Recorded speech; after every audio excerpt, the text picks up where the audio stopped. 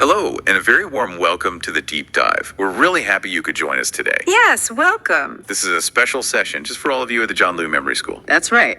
Now, we know you're learning English, so we promise to speak slowly and clearly. Think of us as friends, learning together. We're going to explore some important ideas. Okay, so what's our mission today? Our mission today is to kick off our big lesson all about food. Food. Very important. Exactly. We want to become sort of experts on three main things. First, how food helps us stay strong. Second, why food sometimes. Well, it goes bad, it spoils, like an invisible war happening. It's spoilage. And third, how we can keep ourselves safe when we're in the kitchen. Okay. We've looked through the lesson materials, and it's really interesting. The rules for eating healthy and the rules for kitchen safety, they're actually quite connected. Oh. Well, it's all about understanding the powerful forces around food. So we'll cover things like nutrition, how to preserve food, how to avoid certain diseases, and some really essential safety checks. Sounds good. Okay, let's unpack this. Where should we begin? Maybe with the big question. What does food actually do inside our bodies? Good starting point. Imagine your body is like a super fast machine. Okay. That machine, it can't just run on air, can it? It needs special fuel, and that fuel is called nutrients. Nutrients, right. And we get these nutrients from the food we eat. And, like building a house, you need different things, right? Bricks, cement, wires. Yeah. Your body needs different kinds of nutrients, too. They're like the essential building blocks. Okay, building blocks, what are the main ones? The three really big ones are proteins, carbohydrates, and fats. Proteins, carbohydrates, fats. Got it. And if we don't get all three of those in the right amounts, well, we might not stay healthy or grow the way we should. Oh, okay. So that's why people talk about a balanced diet. Exactly. A balanced diet isn't about eating, tons of food. It's about eating the right kinds of food. Getting all those building blocks. Yes, all three, in the right quantities for good health and growth. How do we figure out the right quantity? That sounds a bit complicated. Well, there's a helpful tool. It's a picture, actually. It's called the food pyramid. The food pyramid. I think I've seen that. It's like a triangle, right? Precisely. Imagine that triangle, that pyramid, standing on its wide base. Okay. That bottom part, the biggest part, it shows the foods we should eat the most of each day. And what's down there? Things like grains. So rice, wheat, maybe other whole grains. They give you lots and lots of energy. Energy, right. And what about the very top, the pointy bit? That tiny little section at the top, that's for fats, oils, and sugars. So we don't need much of those. We need some, yes, for taste and for storing energy later, but only a very, very small amount compared to the grains and vegetables lower down. Okay, that makes sense. So let's break down those three main fuels again. First up, carbohydrates. You said they give energy. Instant energy, like jet fuel for your body. Wow. So if you need to run or play or even study hard. You need carbs, yes. And the sources are pretty easy to remember. Things like rice, honey, sugarcane, and of course, fresh fruits. Lots of energy there. Okay. Next, we have proteins. Think of these as the bodybuilders. bodybuilders, like muscles. Exactly. They help repair your muscles, build new ones, and help you grow taller and stronger. And where do we find protein? Good sources are things like fish, eggs, milk, nuts, and also legumes like beans and lentils. Okay, proteins for building. And the last one was fats. Right, fats. These are for stored energy. Stored energy, like saving it for later. Precisely. If you eat more energy today than your body uses right away, it cleverly stores that extra energy as fat, just in case you need it later. I see. And where do fats come from? You find them in things like egg yolk, meat, and cooking oil, saturated oil. Okay, so we understand the fuels now. We buy our good balanced food. But then maybe a few days pass and it starts to smell funny or look a bit weird. Yes, that change, that's what we call spoilage of food. Spoilage. And when food spoils, it's not safe to eat anymore, right? Definitely not. It can make you sick. Now, the lesson materials mention a specific term for foods that spoil quickly. What was it? Yes, perishable foods. Things like fresh fruit, vegetables, milk, meat. They don't last very long. They have a short lifespan. Perishable. That sounds like a bit of a technical word. Yeah. Maybe hard to remember. It can be. Okay, here's a little memory tip. Think of the word perish. It means something ends or dies. Okay, perish. Now think of a short race, a sprint. Perishable foods are like sprinters. They finish their freshness race very quickly, they perish fast, they spoil easily. Perishable foods finish the race quickly. I like Yeah. that. Okay, so why do they spoil? What's causing this invisible war? Good question. We can name about 4 main enemies, let's say. Enemy number 10, air and oxygen. Air. How does air spoil food? Think about cutting an apple. What happens after a little while? It turns brown. Exactly. That's Yeah. the oxygen in the air reacting with the apple, changing its color and even its flavor. Okay, so air is one enemy. What's next? Enemy number 2. These are super tiny living things we can't see. Like germs? Yes, like fungi, yeast, and bacteria. They love food, especially if it's moist or not kept cold enough. They multiply really, really fast, and well, they spoil the food. They're maybe the biggest cause of spoilage. Tiny invisible invaders. Okay. Enemy number 3. Enemy 3 is enzymes. These are actually natural chemicals inside the food itself. Inside the food, so the food spoils itself. In a way, yes. Think of enzymes like tiny little timers within the fruit or vegetable. When the time is right, maybe you cut it or it gets old. These enzymes start processes like browning or breaking down the food, making it decay. Wow. Okay, air, microorganisms, enzymes. Yeah. Is there a fourth? The fourth one is related to water or moisture, specifically losing moisture. Think about cheese or meat left out. It can shrink and get hard. That loss of moisture changes it. But mostly, moisture helps the microorganisms grow. Right, so moisture is important. And if these microorganisms win the war and we accidentally eat that spoiled food, Uh-oh. That can lead to problems like fever, stomach aches, maybe vomiting. Not good at all. definitely not. So we need a way to fight back against these enemies, We right? do. And our way of fighting back is called preservation. Preservation. That means keeping food safe for longer. Exactly. It's our strategy to win the war against spoilage. Preservation involves different methods to keep food good for a long time without it getting spoiled. And how does it work? What are these methods? Well, the clever thing is, most preservation methods target what those microorganisms need to survive, like water. Take away their water, like drying, like leaving grains out in the sun. Precisely, drying removes the water so the tiny germs can't grow. Okay, what else? We can also use salt. When you add salt to fish, or when making pickles, the salt actually pulls the water out of the food. No water, no growth for the germs. Clever. And what about sugar, like in jams? Same idea, almost. When you add lots of sugar, like in jam or fruit juices, the sugar dissolves in the water that's naturally in the fruit. This makes the liquid very thick and syrupy. Too thick and sticky for bacteria to move around and multiply easily. So drying, adding salt, adding sugar, they all mess with the water. What about temperature? Temperature's a big one. We can use heat. Boiling, for example. When we boil milk or water, the high heat kills most of the harmful microorganisms. Okay, heat kills them. What about cold? Like putting food in the freezer. Yes, freezing is another great method. The extreme cold doesn't usually kill the microorganisms, but it stops them completely. It puts them into a deep sleep so they can't grow or spoil the food while it's frozen. Good for fruits, vegetables, meat. So freezing puts them to sleep, boiling kills them. Okay? Any other methods? There's canning. This is where food, maybe like milk powder or vegetables, is put into cans, heated to kill germs, and then sealed completely tight so no air or new germs can get in. It can last a very long time like that. Right, canned food. And the lesson mentioned a really modern one. Something with rays. Yes. Irradiation. This is quite advanced. Irradiation. Sounds serious. It uses special rays like gamma rays or ultraviolet rays, the same kind of rays that are in sunlight but stronger. They pass through the food like onions or potatoes sometimes. And what do the rays do? They kill the bacteria and fungi that cause spoilage. But here's the amazing part. It does this without making the food radioactive and without changing the taste or the nutritional value, the vitamins and good stuff. It's like a super clean way to stop spoilage. Wow. So why do we bother with all this preservation stuff? Drying, freezing, canning, irradiation. Well, there are really good reasons. First, it helps keep the food's color, taste, and nutrition for much longer. Second, it means we can have foods even when they're not in season, like having mangoes in winter, maybe, if they're preserved. Availability all year round. Exactly.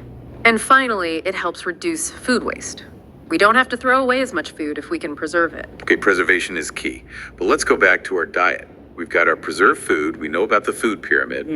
But what happens if we don't get enough of those essential building blocks we talked about, like proteins? That's where we run into problems called deficiency diseases. Deficiency, meaning A lack of something. Precisely. A disease caused by not having enough of one or more essential nutrients in your diet over a long time. Okay. And you mentioned protein earlier. What happens if a child doesn't get enough protein? It can lead to very serious conditions. One is called kwashiorkor. Kwashiorkor, that's another technical name. It's quite striking because a child with kwashiorkor might actually have a big swollen belly and their face and feet might be swollen too. It's like the body is trying to fill the space where muscle should be with water. Wow, that sounds serious. How do you prevent that? The prevention is making sure the child eats enough protein-rich foods. Remember those.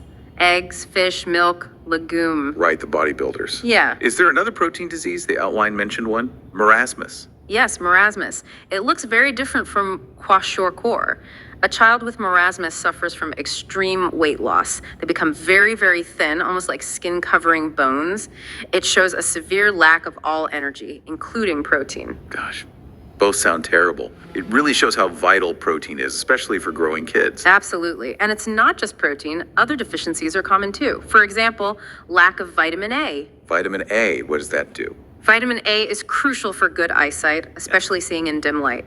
If you don't get enough, it can cause night blindness. Hard to see at night. Yes, but the good news is you can get vitamin A from foods like eggs, milk, and especially carrots. Think C for carrot, C for can see. Good tip. Huh. What about other vitamins or minerals? Well, lack of vitamin B can cause a disease called beriberi, which affects the heart and nerves. You find vitamin B in milk, peas, and cereals. Okay. And I remember reading about iron. Feeling tired all the time. That could be anemia caused by a lack of iron. Iron helps carry oxygen in your blood. Good sources are spinach, think Popeye, and nuts like cashews. Right. And one more, iodine. Something about the neck. Yes, lack of iodine can cause goiter, which is a swelling in the neck because the thyroid gland gets bigger. The easiest way to get iodine is usually through iodized salt that has iodine added to it. Okay, so deficiency diseases happen when we have too little of something. What about the opposite? Can we have too much? Yes, we absolutely can. That brings us to obesity. Obesity, that means being overweight. It's a bit more than just overweight. Obesity is defined as having an abnormal or excessive amount of fat stored in the body.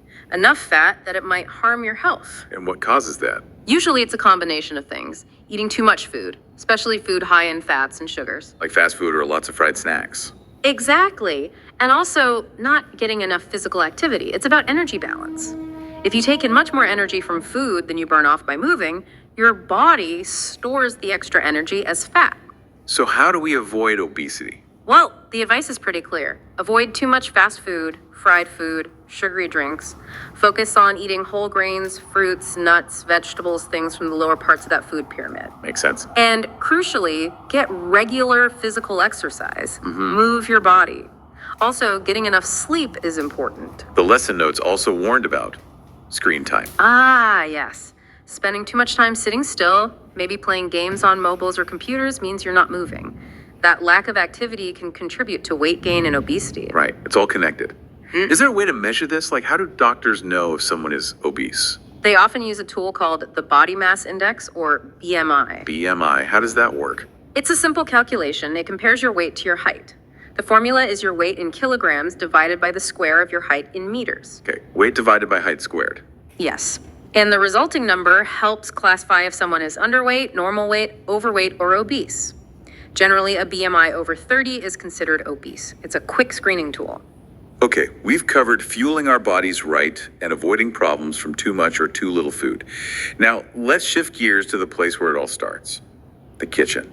The food workshop. Exactly. It's a vital place, but the lesson emphasizes caution, especially with things like gas cylinders and electrical stoves. Absolutely.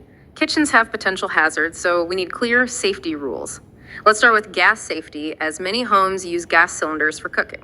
Okay, what are the main do's for gas safety? Rule number 1, always keep the gas cylinder standing upright, vertical, not lying on its side. Upright, got it. And keep it in a place with good airflow, not shut away in a tight cupboard. Good ventilation, makes sense. What else? Always use good quality equipment hoses, regulators that meet safety standards. Look for the ISI mark in India, which indicates it's been tested and is safe. Use quality parts. Okay. And what if? What if you smell gas? Crucial point. If you smell gas leakage, the very first thing is, do not turn on any lights or electrical switches. Why not? Because even a tiny spark from a switch could ignite the gas and cause an explosion or fire. Wow. Okay, no switches. What should you do? Immediately open all windows and doors to let fresh air in and the gas out, and if possible, turn off the regulator on the cylinder itself, but only if it's safe to approach. Okay, ventilate, don't make sparks. What about the don'ts? We said don't keep the cylinder lying down. Correct. Another big don't: never turn the knob on the gas stove before you light the match or the lighter. Why is that? Because if you turn the gas on first and then fumble for the lighter, gas is escaping the whole time. It builds up. You should light the lighter first, then turn the gas knob on slowly. Light first, then gas. Okay, that's a key safety habit. Definitely. Remember, smell gas, no sparks, open windows, lighting the stove, lighter first, then gas. Got it. What about other kitchen dangers? Electricity, fire. Yes, electricity needs respect too.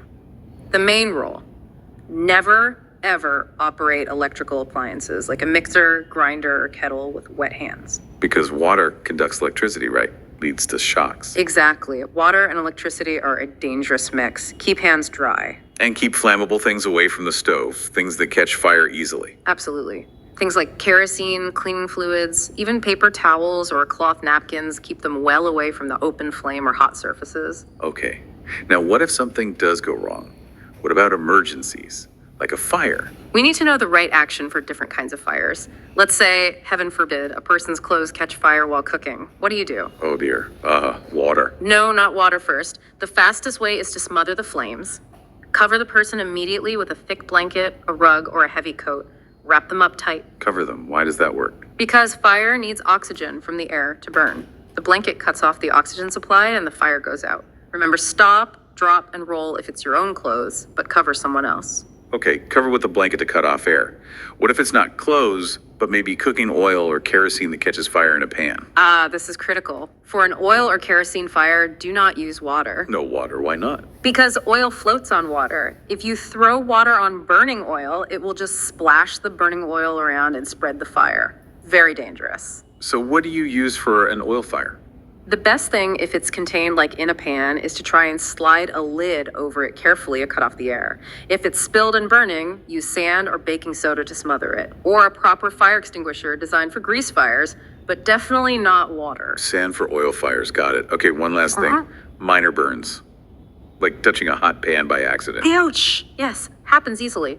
For a minor burn, the first thing to do is hold the burnt area under cool, not freezing cold, but cool running water. Running water. For how long? For quite a while, maybe 10-15 minutes if you can. It helps draw the heat out of the skin and reduces the damage. Okay, cool, running water. And the note said something about blisters. Yes, sometimes a blister forms on a burn. It's like a little bubble of fluid. It's very important.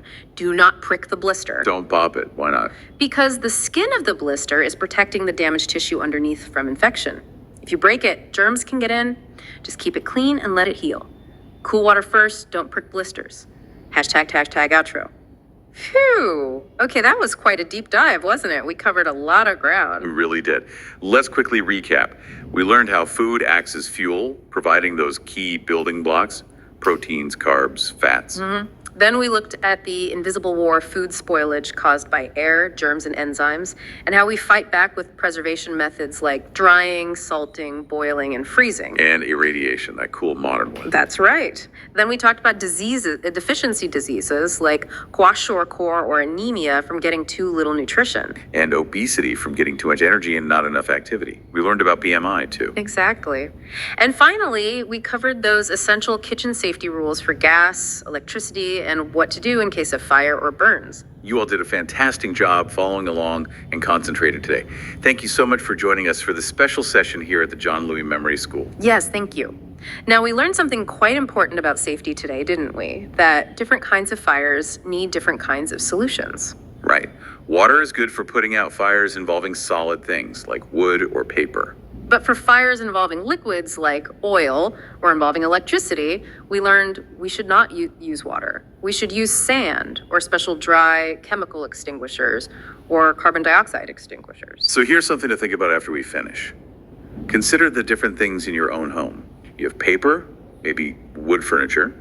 You also have cooking oil in the kitchen and electrical appliances. What kind of fire could each of those things potentially cause? And based on what we learned, which method water or sand chemicals would be the right way to fight each specific type of fire. It's a really interesting connection between understanding the science, like why oil floats on water, and staying safe. Keep pondering that. We hope this session was helpful for you. Keep practicing your English and thinking about these important food topics. We look forward to seeing you again soon for the next lesson. Bye for now.